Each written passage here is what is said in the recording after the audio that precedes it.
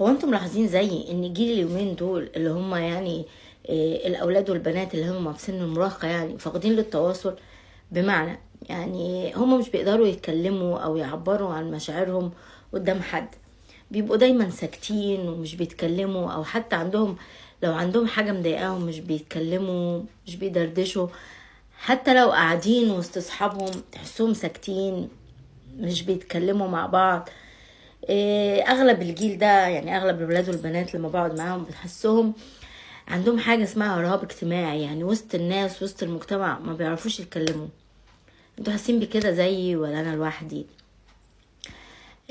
انا بحس ان الموضوع ده سببه ان الموبايل، لان هم اغلب الوقت قاعدين على الموبايل وبس، مش بيتكلموا، مش بيعرفوا يعبروا عن مشاعرهم، مش بيعرفوا يعبروا عن حاجة مضايقاهم، مش بيدردشوا. انا حاسه ان الموضوع ده سببه من الموبايل، غيرنا احنا زمان كنا مش معانا موبايل، وكنا نقعد مع بعض ونتكلم وندردش، ونقعد كده في جو اسري مع بعض، كل واحد يتكلم ويحكي عن مشاكله وكده.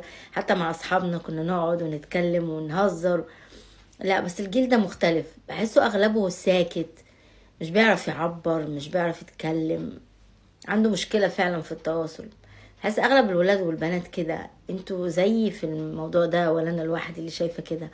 اكتبولي في الكومنت، فعلا ده حاصل بسبب الموبايل ولا ايه؟ بس كده، باي.